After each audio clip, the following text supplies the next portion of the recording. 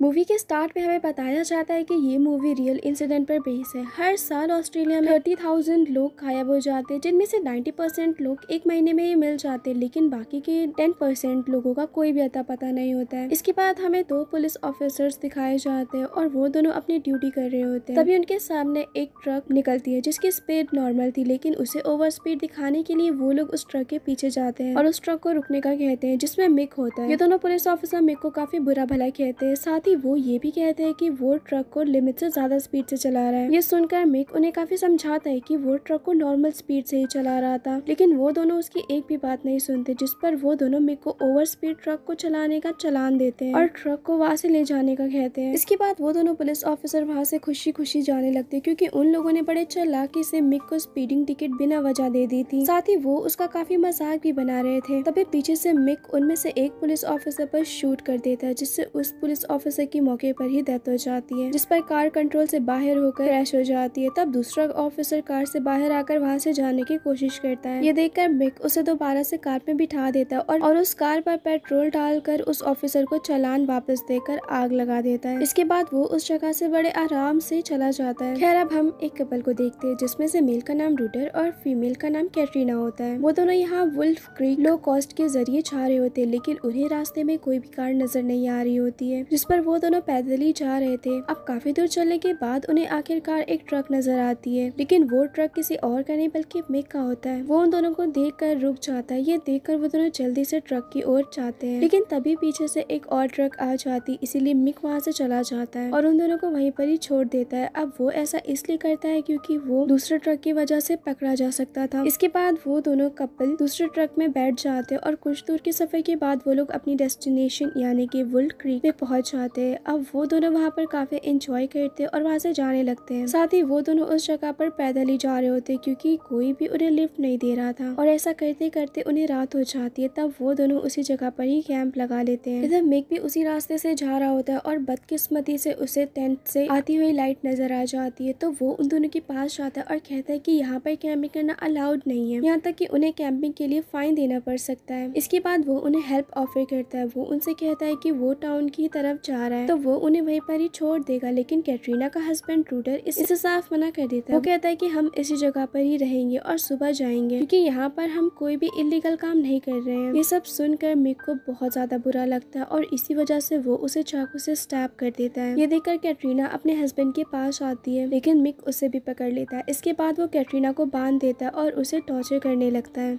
तभी पीछे से कैटरीना का हस्बैंड रूडर उस पर अटैक कर देता है, लेकिन क्योंकि उसकी हालत पहले से ही खराब थी तो मिक पर उसका ज्यादा असर नहीं होता है, बल्कि वो उसे ही मार मार कर उसकी हालत खराब कर देता है। इसके बाद वो उसके सर को बॉडी से अलग कर देता है। ये देखकर कैटरीना की हालत काफी ज्यादा खराब हो जाती है। इसके बाद मिक कैटरीना को भी पकड़ लेता है और उसे बेहोश कर देता है। अब कुछ देर बाद कैटरीना को होश आता है, तो वो देखती है कि मिक उसके हस्बैंड के टुकड़े टुकड़े कर रहा होता है। ये देखकर कैटरीना दबे पाँव वहाँ से भाग जाती है, लेकिन मिक को पता चल जाता है और वो ट्रक लेकर उसे पकड़ने लगता है। यहाँ किसी तरह कैटरीना मिक को फंसा कर वहाँ से भाग जाती है। इसके बाद हम एक और ट्रैवलर को देखते हैं, जिसका नाम पॉल होता है और वो भी वुल्फ क्रीक की रोड पर ही होता है। तभी अचानक से उसके सामने कैटरीना आ जाती है और वो काफी घबराई हुई हालत में उससे हेल्प मांगती है। ये देखकर वो जल्दी से कैटरीना को अपनी गाड़ी में बिठा लेता है, लेकिन अभी वो लड़का कुछ सोच और समझ पाता कि तभी मिक भी ट्रक लेकर आ जाता है। ये देखकर कैटरीना उसे जल्द से जल्द वहाँ से चलने का कहती है। तब पॉल कार को स्टार्ट करके चलाता है, हालांकि मिक उनकी कार को काफी बार हिट करता है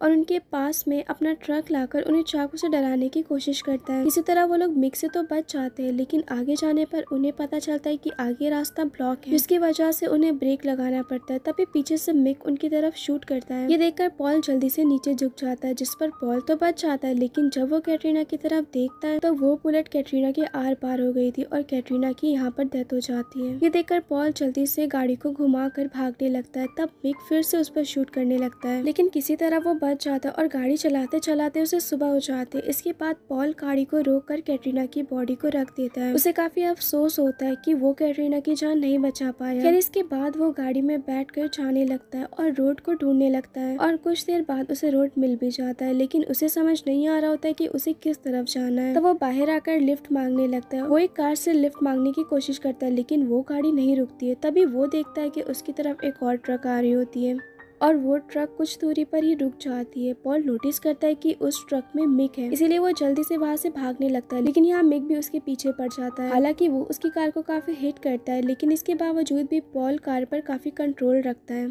इसके बाद उनके सामने बहुत से जानवर आ जाते हैं। पॉल तो उन्हें बचाते हुए आगे बढ़ जाता है, लेकिन मिक उन्हें बड़ी बेरहमी से कुचल देता है। इधर मिक का पेट्रोल खत्म हो जाता है। ये देखकर पॉल बहुत ज़्यादा खुश हो जाता है कि वो अब सेफ है, लेकिन बदकिस्मती से पॉल की टायरी फट जाती है और उसकी कार डेड एंड पर रुक जाती है। तब मिक उसकी कार को हिट करके खाई में फेंक देता है, जिस पर कार नीचे गिर जाती है, लेकिन यहाँ पॉल बच जाता है। तब पॉल मिक को बुरा भला कहने लगता है और कहता है कि वो कुछ बेहतर करे। तब गुस्से में आकर मिक अपने ट्रक को ही नीचे गिरा देता है, जिससे वहाँ पर ब्लास्ट हो जाता है, लेकिन पॉल बच जाता है और तब मिक उसे ही देख रहा होता है। अब भागते भागते पॉल गिर जाता है और जब वो देखता है तो उसके सामने एक घर होता है। वो किसी तरह उस घर तक पहुंच जाता है और बेहोश हो जाता है। अब पॉल को जब होश आता है तो वो खुद को बेड पर देखता है। इसके बाद वो घर को देखने लगता है और उस घर में एक ओल्ड कपल होते हैं, जिनमें से हस्बैंड का नाम जैक और उसकी वाइफ होती है। अब वो लोग बातें कर ही रहे होते हैं कि तभी उनके दरवाजे पर कोई रिंग करता है। ये सुनकर पॉल बहुत ज्यादा डर जाता है और उन्हें दरवाजा खोलने से मना करता है, लेकिन इसके बावजूद भी जैक अपनी गन लेकर मिक के सामने आता है और मिक को वहाँ से जाने का कहता है। तब मिक वहाँ से चला जाता है और जब जैक उन्हें वापस चलने का कहता है कि तभी पीछे से मिक उस पर गन से शूट कर देता है। तब जैक को मरा हुआ देखकर उसकी वाइफ वहाँ से भागने लगती है, लेकिन मिक उसे भी शूट कर देता है और उसकी भी मौके पर ही मौत हो जाती है। पॉल किसी तरह वहाँ से भाग जाता है, लेकिन